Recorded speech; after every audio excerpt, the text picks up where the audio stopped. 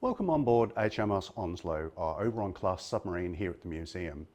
Onslow was one of 6 Oberon-classes that were constructed for the Royal Australian Navy. She was commissioned in 1969 and served right through until 1999 when it came to the museum here.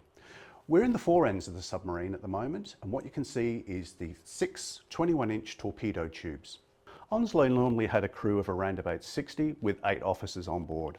However, later in its career it was used as a training submarine with at least another 16 trainees being cramped into these conditions in here. This is the forward torpedo room. You can see the torpedoes on the racks either side of us. However, during training these were also accommodation areas for crew as well. Onslow could carry up to 22 torpedoes or sub-harpoon missiles in this forward area. On my left here we have a Mark 23 electric torpedo, and above that is the Mark 8 diesel torpedo. So as you can see on both sides of the fore ends we have torpedo storage. Originally this deck wouldn't have been here, the floor would have been right down the bottom, and the torpedoes would have come in from the loading hatch above our heads.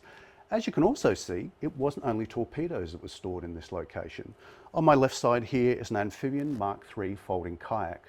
This was used by Australian Special Forces for reconnaissance operations. Because the Oberon-class was so stealthy, they were ideal for operating with Special Forces. The submarine would come to the surface, the kayak would be taken out the torpedo hatch, put on the top deck on the casing, the Special Forces commandos would then get in and the submarine would submerge underneath it and they would float off.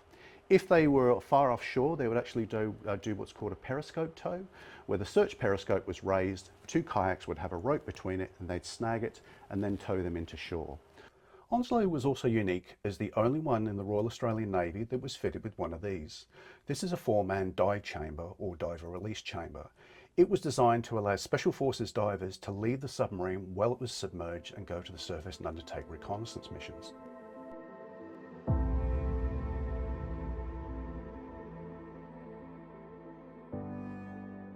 Currently we're in the control room on Onslow, and in front of us are the torpedo fire control consoles.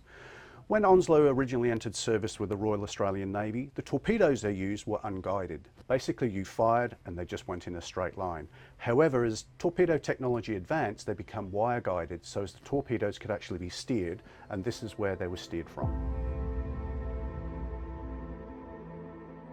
Oberon-class submarines were originally designed with 2 aft-firing torpedo tubes, which you can see behind me.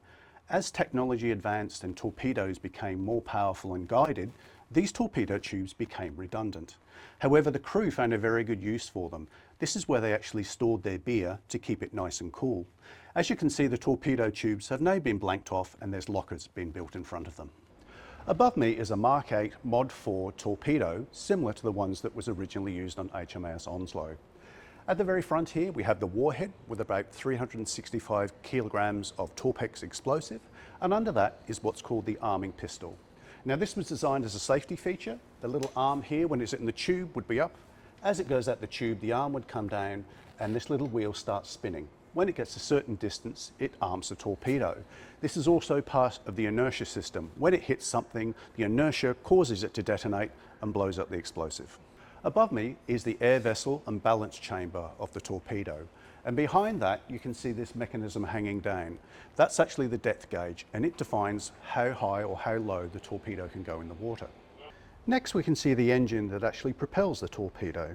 This is a 4-cylinder burner cycle steam engine which operated on a modified diesel cycle when a small amount of paraffin or shale oil is mixed with water and compressed air, is injected into the combustion chambers, causing the engine to rotate.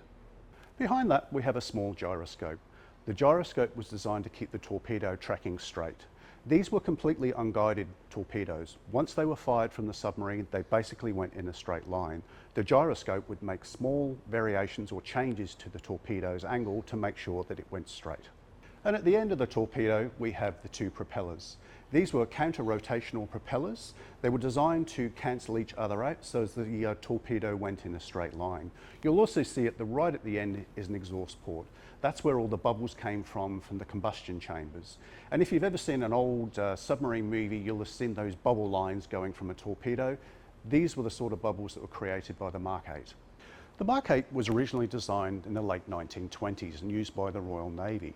However, it was still in service right up until the 1980s. In fact, 1982, HMS Conqueror, the British nuclear-powered submarine, used a Mark 8 to sink the ARA Belgrano during the Falklands War. Torpedoes like the Mark 8 were replaced with much more advanced guided torpedo systems. Onslow, for example, was eventually updated with the Mark 48 torpedo, and that torpedo is still being used in the Royal Australian Navy today on our Collins-class submarines. Thank you for joining us on this little tour of HMAS Onslow. If you're in Sydney, please come down to the museum. Onslow is open to the public and you can walk through and experience the vessel for yourselves and actually have a look at the torpedoes that we currently have on display in our gallery spaces.